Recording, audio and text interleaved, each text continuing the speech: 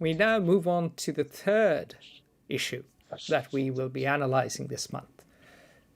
The far-right Soars in the Netherlands and Argentina. Now, very quickly, let me paint a picture of what has happened, why it is such an earthquake. And if you want to know more about Argentina, we have a video in which I interview Professor Agustina Girodi. She's Argentinian and obviously knows much more about her country than either Glenn or me. So you can go on and watch that video. But anyway, what has happened in the Netherlands? On November 22nd, Geert Wilders' anti-immigrant Party for Freedom, PVV, finished first in the Dutch general election. Now, the Dutch have a proportional representation system. They don't have a first-past-the-post system. In the first-past-the-post system, what happens is, there are 5 parties and vote is fragmented and one party gets 38, 39% of the vote, they get the seat. So basically you can get 38, 39% of the vote or 40% of the vote and win a landslide majority. In the proportional representation system, the number of seats you get is equal to the percentage of votes you poll. Broadly, I mean, there are many variants of this system. Israel also has a proportional representation system. This means that it leads to more fragmented politics, coalition politics. This also means that you don't get the sweeping majorities of Great Britain or India or the US. And Geert Wilders' party won 37 of the 150 seats in parliament.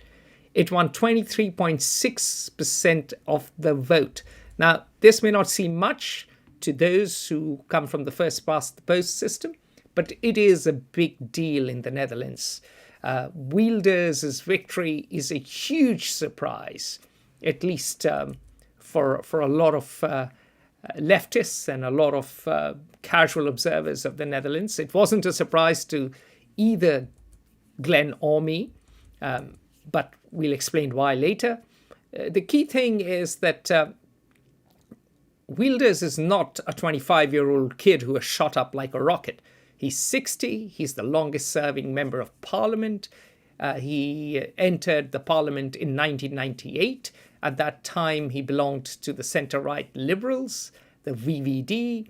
In 2004, he quit VVD because he considered the party soft on Islam. And he founded this Party for Freedom, PVV, in 2006. Now, note that Wilders is a complex character. He is from Venlo, a small city in the conservative, mostly Catholic province of Limburg. Now, the Netherlands is a very Protestant country. In fact, it came out of religious wars, actually. So this is unusual. What is even more unusual is that he has Indonesian ancestry on his mother's side. And he spent 2 years on a kibbutz, a collective farm in Israel. And Wilders' wife is a Hungarian immigrant. So it's not that he's just an anti-immigrant character. He's actually a complex character. But he has a problem with Islam. He makes the argument that Islam has failed to assimilate in the Netherlands. Just so you know, the Islamist Recep Tayyip Erdogan got 68.76% of the Dutch-Turkish votes cast in the Netherlands, which is a far higher percentage than his home country of Turkey, where he got just a bit over 50% of the vote, if I remember correctly. Maybe 52%, but not a lot more. So the Turks in the Netherlands are far more Islamist than the Turks in Turkey. And this ghettoization has provoked a lot of anxiety. There have been attacks. A certain Dutch politician was stabbed and killed at the same time. Dutch politicians have said things about Islam that have been unflattering, some would say insulting.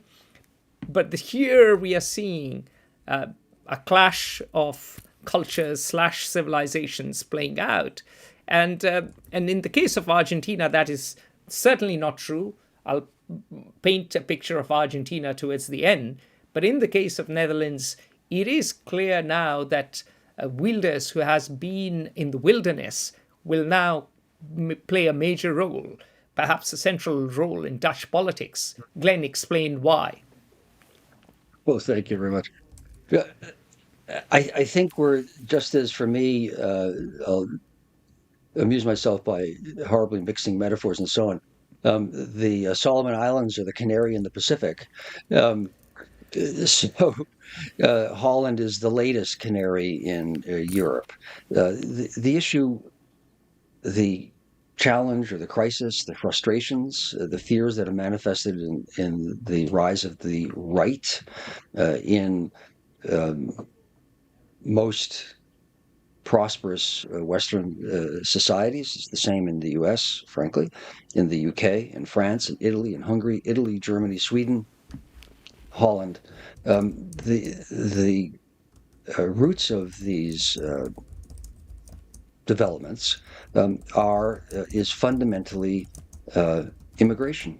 The right is correct in being concerned about that. Their prescriptions may be horrendous, horrifying, and lead us to Berlin in 1938.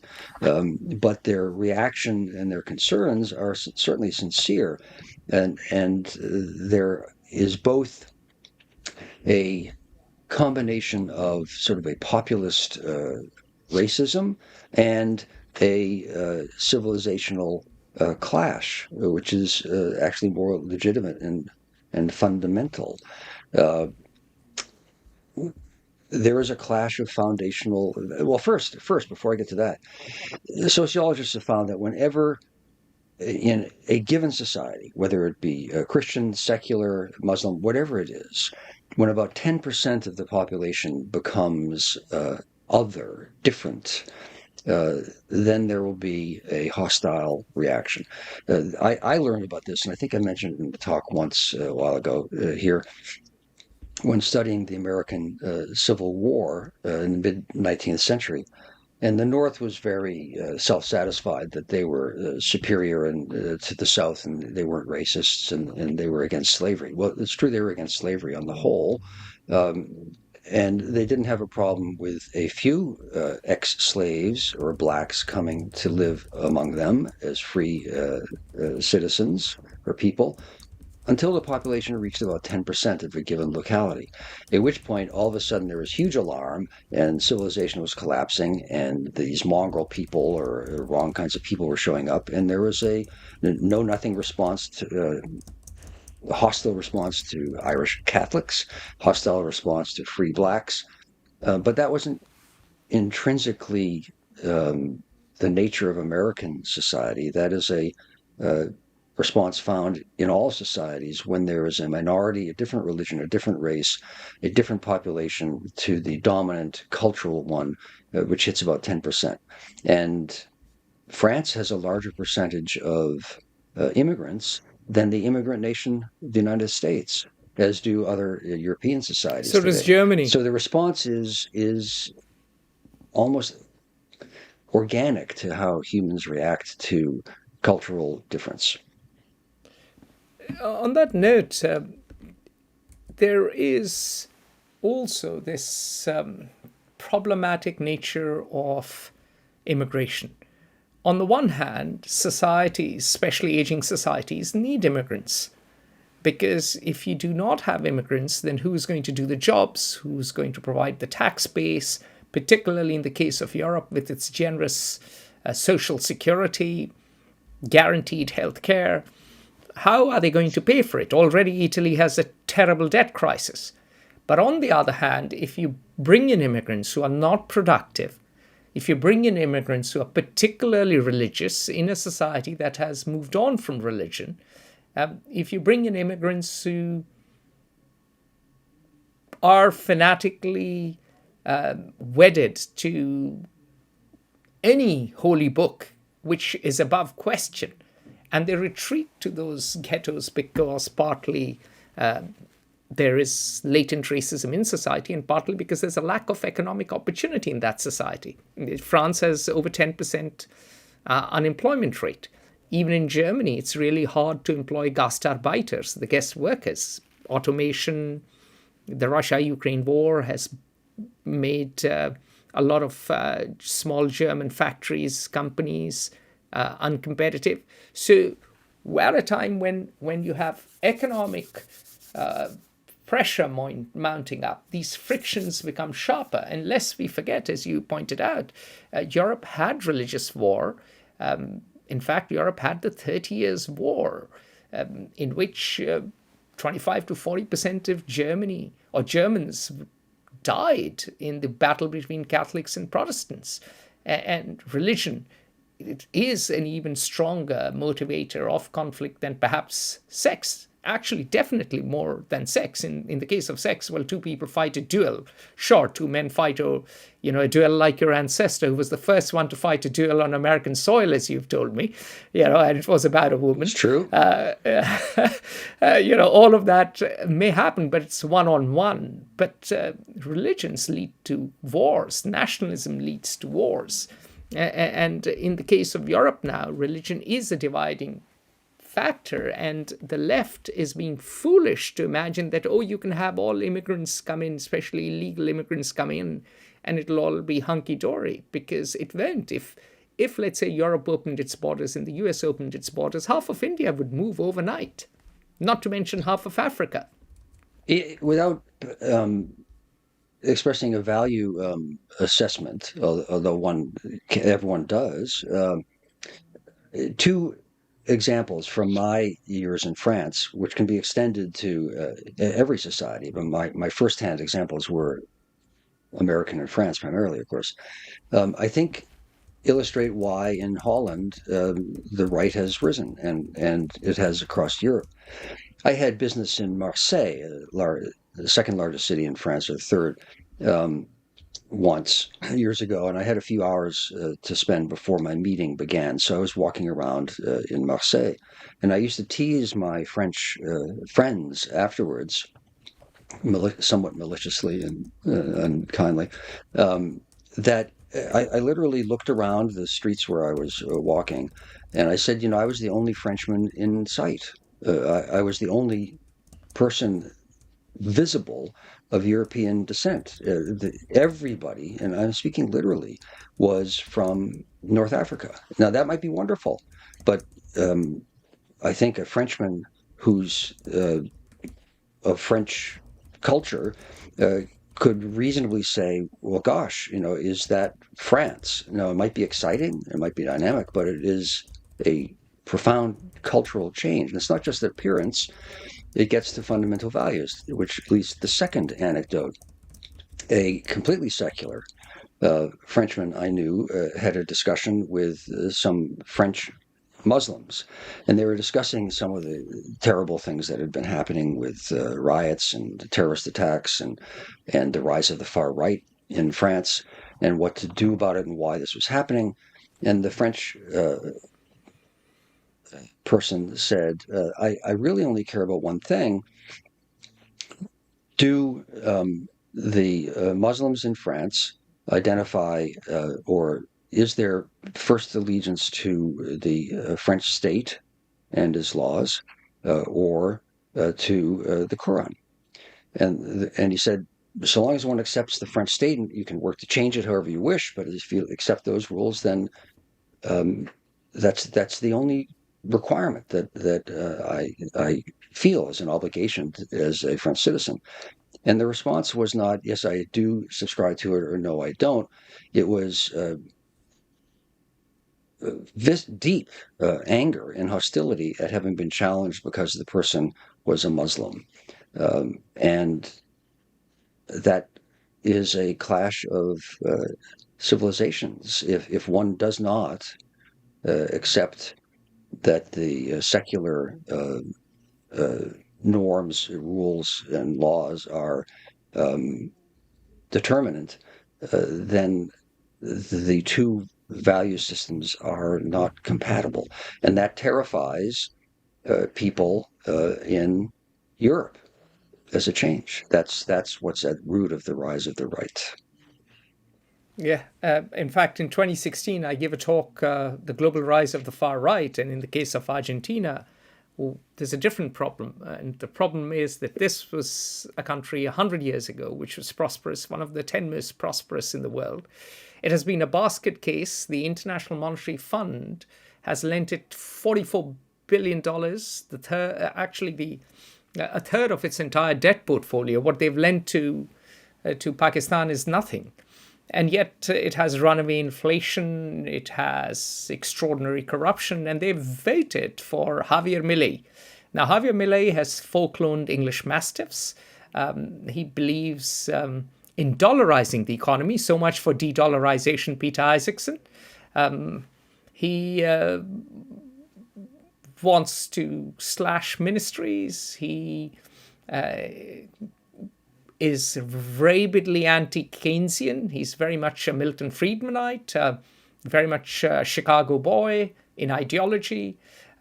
More quirkily and interestingly, he goes to cosplay parties. He brags that he is an expert on tantric sex. His girlfriends call him Naughty Cow. I don't know why not Naughty Bull. Maybe he wants the LGBTQ plus vote. He has performed Tantric Bomb on stage with his then pop star girlfriend. He detests the Pope. He's flirted with the idea of converting to Judaism. So he's got something in common with Geert Wilders, who worked on a kibbutz. And he's frankly nuts. So in Argentina, a country which has elected nutters before, which has been populist and which has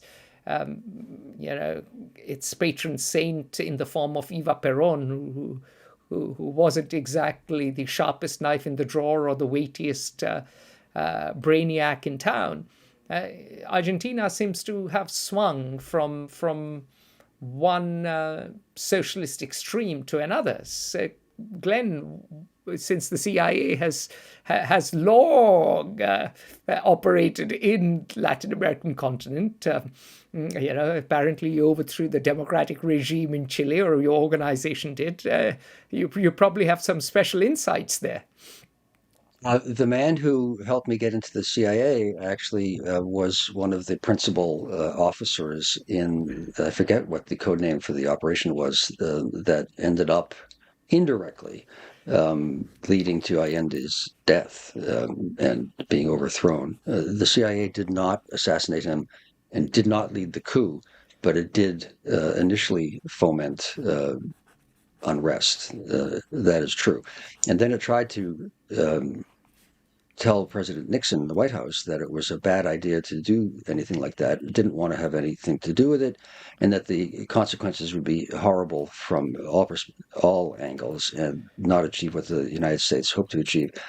Nixon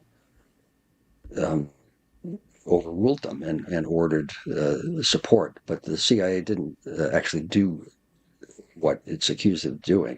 So he helped me get in. The one time I have been roundly booed, it was hissed actually, in a public talk, was when I mentioned that I had actually worked on Central American issues at a time when the Reagan administration was trying to overthrow the Sandinistas, which was a direct breaking of American law, which had forbidden any support to the Contras. So I am wary of having anything to say, and I know nothing. On that note, we've covered a lot of ground. We've fielded a lot of questions. We have answered some of them somewhat satisfactorily, somewhat perhaps inadequately. But we will see you next month when we shall both look back on the year and look forward to 2024. Thank you very much for your time. All the best with the holidays. Happy holidays, Merry Christmas, and all that jazz. Join the conversation at Fair Observer and subscribe to our YouTube channel.